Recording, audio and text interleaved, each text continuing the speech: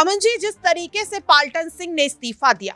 देखा जा रहा था कि वो बार बार नीतीश कुमार की तारीफ कर रहे थे जब तक वो इंडिया अलायंस में शामिल थे, आरजेडी के साथ गठबंधन में थे। लेकिन जेडीयू ने जिस तरीके से इस पूरी बाजी को पलटा है, नीतीश कुमार तो मुख्यमंत्री बन गए हैं, लेकिन इस फैसले से ना तो बिहार की जनता खुश नजर आ रही है और ना ही नीतीश कुमार के नेता। क्या लग रहा है कि पाल्टन सिंह के बाद अब आने वाले समय में और भी नेता यहाँ पर बगावत करते हुए नजर आ सकते हैं? देखिए, बिल्कुल प्रज्ञा जी, अगर हम पूरे के पूरे मामले पे गौर करें तो नज़र ये आता है कि जेडीयू भले ही बीजेपी में शामिल हो गई है, लेकिन उसके जो विधायक हैं, उनके जो नेता हैं, वो पूरी तरीके से बीजेपी के साथ में जाने को राज़ी नहीं। आपने जैसा जिक्र किया कि 2 नेताओं के बारे में आपने बताया, लेकिन अभी कई सारे नेता ऐसे हैं जो खामोशी इख्तियार किए हुए हैं और जब मौका मिलेगा वो अपने तेवर दिखाते हुए नज़र आएंगे। दरअसल 10-12 फरवरी के आसपास जो है फ्लोर टेस्ट होना है, तो ऐसे में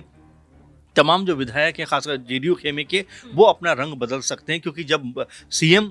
नीतीश कुमार अपने इतने सारे रंग बदलते हुए नजर आ सकते हैं तो उनकी पार्टी के नेता भी कुछ ऐसा ही करेंगे। बड़े नेताओं को देखकर छोटे नेता भी सीखते हैं, लेकिन बड़ी बात यह है कि जो छोटे नेता हैं उनमें कम से कम कुछ आत्मीयता बची है। उन्होंने जो है साथ छोड़ना बेहतर समझा, क्योंकि लगातार जिस बीजेपी के खिलाफ उन्होंने पूरी कैंपेन की, इलेक्शन लड़ा और तमाम चीज़ें करते हुए नजर आए, उसी बीजेपी के साथ जब नीतीश कुमार फिर से बैठते हैं तो उनको तकलीफ होती है। और ये बात अब नीतीश कुमार को समझना चाहिए, जो इस समय मुख्यमंत्री हैं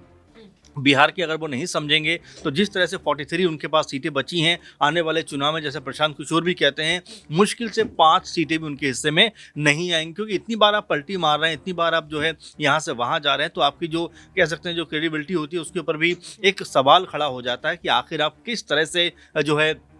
बिहार की जनता के साथ में धोखेबाजी कर रहे हो। क्योंकि बिहार में सिर्फ सरकार बदल रही है, वहाँ का माहौल नहीं बदल रहा। क्योंकि विकास की हम बात करते हैं, हम तमाम चीज़ों की बात करते हैं, एजुकेशन की बात करते हैं, लेकिन वो जस का तस है। तो ऐसे में क्या सिर्फ अपनी जो सियासत को चमकाने के लिए या बचाने के लिए जो नीतीश कुमार हैं वो तत्पर नज़र आते हैं, जबकि विकास की बात करो तो कि मुझे इसने काम नहीं करने दिया, मुझे उसने काम नहीं करने दिया, जबकि आप 8 से 9 बार जो है बिहार के मुख्यमंत्री रह चुके हैं। तो ऐसे में आपको काम करना चाहिए, जिम्मेदारी के साथ में करना चाहिए, लेकिन आप जो है वो टाल मटोल वाला रवैया अगर अपनाएंगे तो जनता आपको जवाब देती हुई नजर आएगी आने वाले चुनाव में। क्योंकि अगर विधानसभा चुनाव की बात करें प्रज्ञा जी, तो तकरीबन 6-7 महीना ही बचा है, 8-9 महीना बचा है मुश्किल से। वहीं अगर लोकसभा चुनाव की बात करें तो 1 से 2 महीने का समय रहता है। तो ऐसे में जेडीयू के लिए बड़ा मुश्किल होगा कैसे जनता के बीच में वो जाएगी और किन मुद्दों के साथ में जाएगी, क्योंकि अब तक जो बीजेपी के लिए तमाम सारी बातें कहते हुए नजर आते थे, तमाम मुद्दों पर उनको घेरते हुए नजर आते थे, अब उनके साथ होंगे तो आखिर उनके अब मुद्दे क्या होंगे कि आखिरकार तेजस्वी यादव के इस बयान का क्या सियासी मतलब निकाला जाए। प्रांशी के ना तो वो मुख्यमंत्री रहे, ना उनकी पार्टी सत्ता में रही, लेकिन फिर भी तेजस्वी यादव क्यों कह रहे हैं कि खेल अभी बाकी है?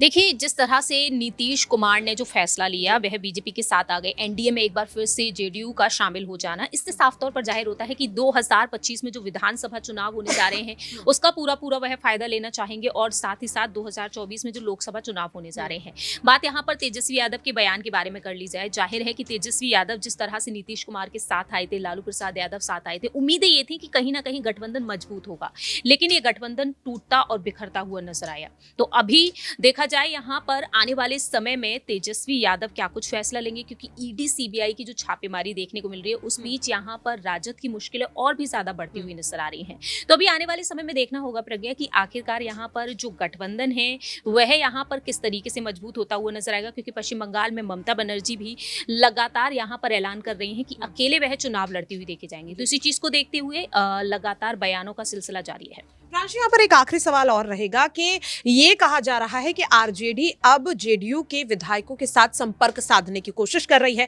और लगातार ये कोशिश की जा रही है कि फ्लोर टेस्ट से पहले जेडीयू के कुछ विधायकों को आरजेडी के साथ शामिल किया जा सके। तो ऐसे में अगर वाकई में ये रणनीति काम आती है, क्योंकि अगर बता दें तो यहाँ पर एनडीए के पास लगभग 122 विधायकों का समर्थन है और आरजेडी और कांग्रेस और जो निर्दलीय विधायक हैं उन्हें मिलाकर लगभग 115 से 16 विधायक हो रहे हैं। तो अगर यहाँ पर नीतीश कुमार की पार्टी से लगभग जिन विधायकों को साधने की कोशिश की जा रही है या आरजेडी को अपना समर्थन दे देते हैं, तो क्या ऐसा हो सकता है कि फ्लोर टेस्ट में नीतीश की जो सरकार है वो गिर जाए?